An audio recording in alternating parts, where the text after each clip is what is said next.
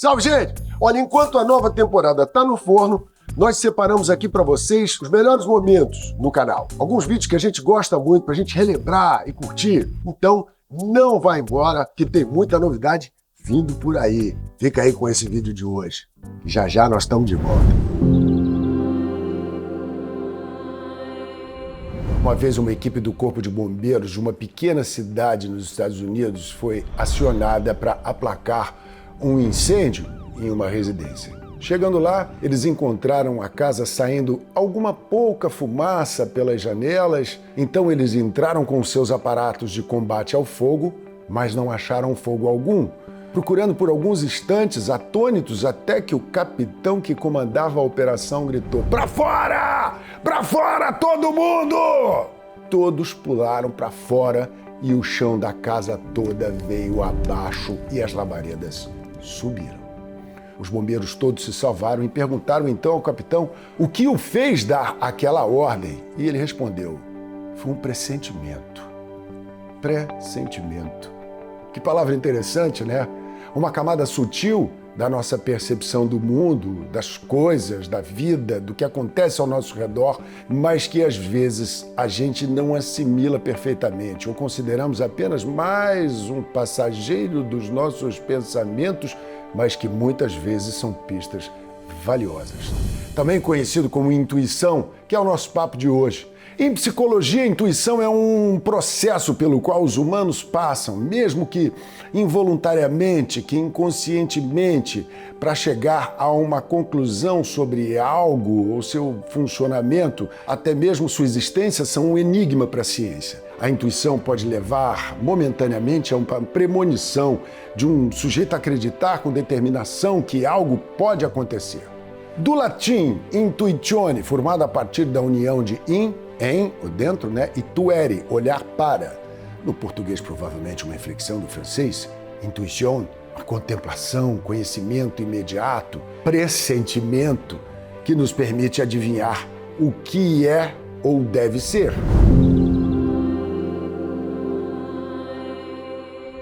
Vocês já perceberam como a gente carrega peso desnecessário pela vida? Eu falo no sentido literal, mas no figurado funciona do mesmo jeito, que de certa forma a gente reflete no mundo físico o que a gente sente no psíquico. De vez em quando eu vejo alguém carregando um molho de chave gigante. Deve ter chave ali que nem ele mesmo sabe para que fechadura serve mais. São ferrolhos cadeados que trancam e muitas vezes com propósito de segurança, mas ao mesmo tempo te aprisionam num mundo de proteção que te limita. Pessoas que querem o controle de todas as portas, mas muito poucas se abrem para uma vida plena.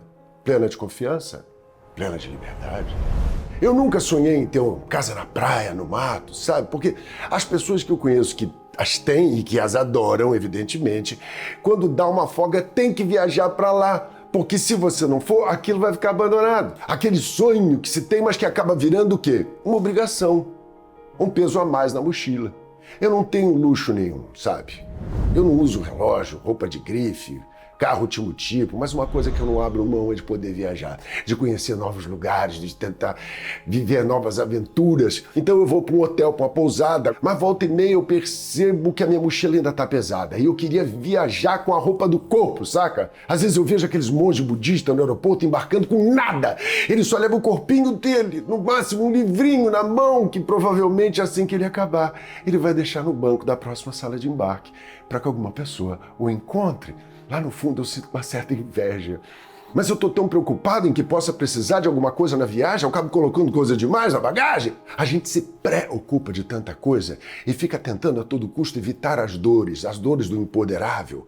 Quando em verdade é esse que é o grande barato. Se a gente se protege da dor do desconforto, da dor das angústias, da dor da incerteza, da dor das perdas e dos danos, evitando cicatrizes que vão fazer parte da nossa identidade, evitando dores que nos fazem mais fortes, mais sagazes, mais maduros, mais a gente mesmo, porra.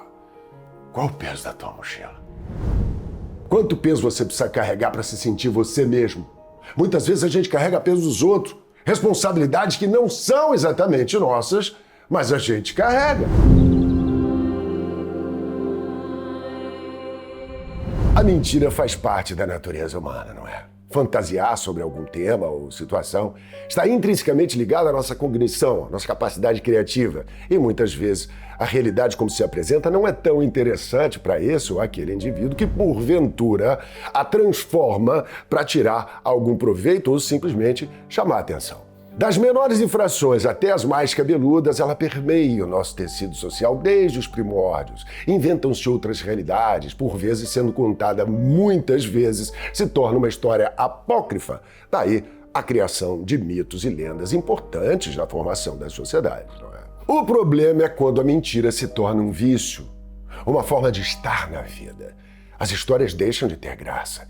E as consequências para o bem-estar da pessoa e todos que a rodeiam pode ser nefasta. A maioria das pessoas faz isso por medo, mas mentir compulsivamente interfere no julgamento racional, no relacionamento familiar, especialmente no social. A mentira pode ser considerada uma patologia e tem um nome para isso: mitomania.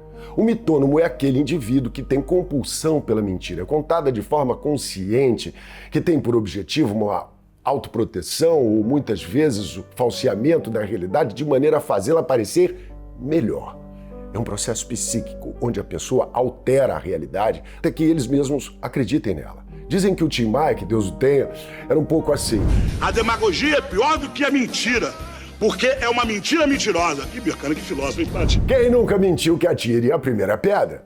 Desde a mais tenra infância as pessoas mentem. E o mais curioso é que, na maioria dos casos, ninguém ensinou a elas a mentir. Sim, porque quando crianças, através de sinapses, elas estão o tempo todo absorvendo as informações de todos os sentidos e criando as conexões para dar significado às coisas. Já falamos sobre isso aqui no canal, dessa máquina organizadora do caos que é a nossa mente. E mente quem pensa que a mente não mente. Ela mesma constantemente nos engana e volta e meia nos prega peças. Criamos até memórias de coisas que nunca existiram. Numa universidade nos Estados Unidos, que eu não me lembro onde, eles fizeram um experimento inusitado. Pesquisadores queriam descobrir se poderiam implantar memória de alguma maneira nas pessoas. Fizeram entrevistas com centenas de estudantes, mostrando a eles fotos das suas infâncias e, no meio delas, algumas fotos manipuladas em computador, onde colocavam em alguma situação ou lugar que nunca estiveram. Depois de um certo tempo, eles convidaram os mesmos estudantes para concluir a pesquisa, em que eles respondiam algumas perguntas sobre as suas famílias, infância, etc. E pasmem, senhoras e senhores, a maioria confirmou que já havia andado num balão. Alguns chegavam a descrever as cores do balão. Daí você pode imaginar o que as empresas de publicidade podem criar para vender mais seus produtos e o quanto nossas mentes são manipuláveis por regimes autoritários, como no caso da Alemanha nazista, que empurravam goela abaixo as propagandas de Goebbels e todo mundo achava bacana.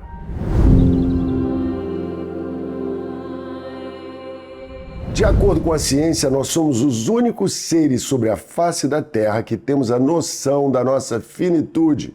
Alguns animais, como os elefantes, por exemplo, eles, quando percebem que estão próximos do fim, eles se afastam da manada.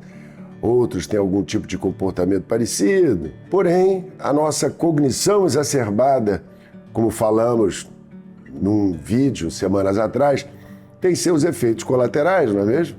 E um deles talvez seja o de saber que só existem dois eventos absolutamente definitivos na nossa existência: o de que a gente vem e o que a gente vai.